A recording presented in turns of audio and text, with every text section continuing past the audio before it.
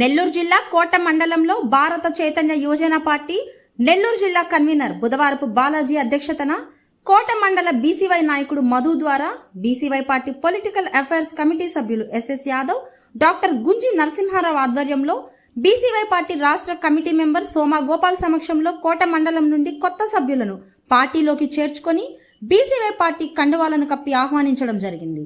ఉలస సుబ్రహ్మణ్యం, ఎల్లసిరి మస్తాన్, ముత్యాలపాటి మల్లికార్జున్, మేకల శ్రీనివాసులు, కాకుమాని బాబు, కాపులూరు వెంకటేశ్వర్లు, మర్రిపూడి వెంకట్రావు, గంగిపాక మస్తాన్, వెల్లపాలెం గోపాల్ రెడ్డి పార్టీలో చేరడం జరిగింది. ఈ సందర్భంగా బీసీవై పార్టీ నాయకులు మాట్లాడుతూ బీసీవై పార్టీ ఆశయాలను వివరించి బీసీవై పార్టీ జాతీయ అధ్యక్షుడు బోడే రామచంద్ర యాదవ్ గారి సందేశాత్మక విషయాలను అందరికీ వివరించడం జరిగింది. బోడే రామచంద్ర యాదవ్ గారి నాయకత్వం, బోడే రామచంద్ర యాదవ్ గారి నాయకత్వం. నా పేరు డాక్టర్ గుంజి నరసింహారావు. భారత చైతన్య యువజన పార్టీ పొలిటికల్ అఫైర్స్ కమిటీ సభ్యుడిగా ఈరోజు కోట మండలం దగ్గరికి మా కమిటీ సభ్యులందరూ కూడా ఇక్కడ వచ్చినాం.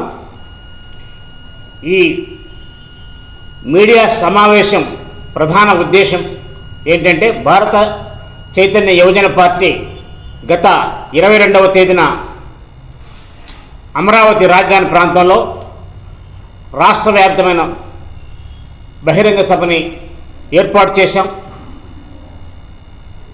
ఈ సభ చాలా ఘనంగా సక్సెస్ అయింది.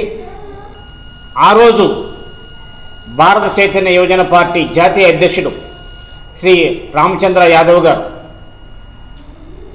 ఈ రాష్ట్ర ప్రభుత్వానికి ఒక అల్టిమేటం ఇచ్చారు. అదేంటంటే 5 డిమాండ్లతో బీసీలకి ఇప్పుడు దాకా ఆయన వాళ్ళ పార్టీ, ఇప్పుడున్న ప్రభుత్వం యొక్క పార్టీ ఇంతకుముందు రాష్ట్రంలోని ప్రజలందరికీ కూడా కొన్ని మేనిఫెస్టో ద్వారా కొన్ని హామీలు ఇచ్చినారు.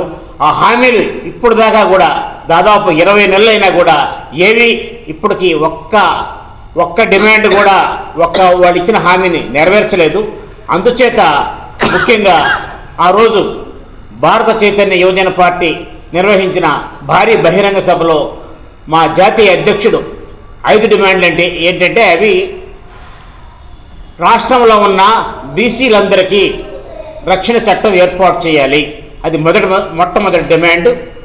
అదేవిధంగా ఈరోజు రాజధాని ప్రాంతంలో ఎంతోమందిని, అమరావతి రాజధాని ప్రాంతంలో కార్పొరేట్ కంపెనీలని పిలిచి ఎకరా రూపాయల లెక్కన మేము ఇస్తామని వాళ్ళకి వాగ్దానాలు చేసి వాళ్ళు బతిమలాడుతున్నారు.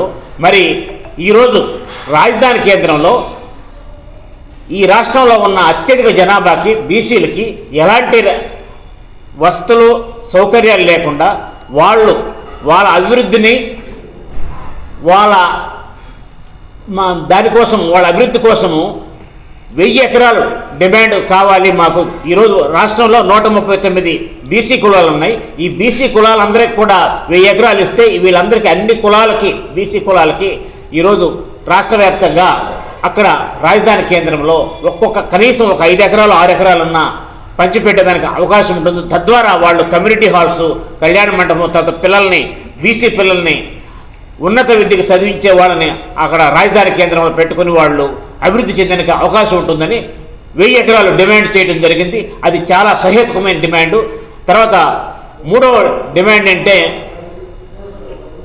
అంతకుముందు గత ప్రభుత్వం కానీ ఇప్పుడున్న ఈ ప్రభుత్వం కానీ బీసీ కులాలకి ఎన్నో కార్పొరేషన్లు ఏర్పాటు చేసి ప్రతి కార్పొరేషన్కి చైర్మన్లు, డైరెక్టర్లని, ఒక్కొక్క కార్పొరేషన్ కనీసం 15 మంది డైరెక్టర్లని అపాయింట్ చేసి ఏమాత్రం నిధులు లేకుండా వాళ్ళకి హాండ్రోరియం ఇచ్చి మీరు దీంతో ప్రచారం చేసుకోండి అన్నట్టుగా వాళ్ళు చేస్తున్నారు. ఇప్పటి వరకు ప్రతి కార్పొరేషన్కి ఎలాంటి నిధులు లేదు, వాళ్ళకి డైరెక్షన్స్ కూడా ఎలాంటి లేవు. అందుచేత ఈ కార్పొరేషన్లో నిర్వీర్యమైన ఈ కార్పొరేషన్లు కాదు, సక్రమమైన నిధులు ఈ బీసీ కులాల్లో జనాభా దామాషా కోసం బీసీ సబ్ప్లాన్ ప్రకారం, ఇంతకుముందు వాగ్దానాలు చేసిన సబ్ప్లాన్ ప్రకారం సరైన నిధులు విడుదల చేసి ప్రతి కార్పొరేషన్ని బీసీల కోసం ఏర్పాటు చేసిన రాష్ట్రంలో ఉన్న కార్పొరేషన్లకి సరైన నిధులు విడుదల చేసి తద్వారా ఆ నిధుల ద్వారా డెవలప్మెంట్ బీసీలకి జరిగేట్టుగా చూడాలని మాది యొక్క 3వ డిమాండ్.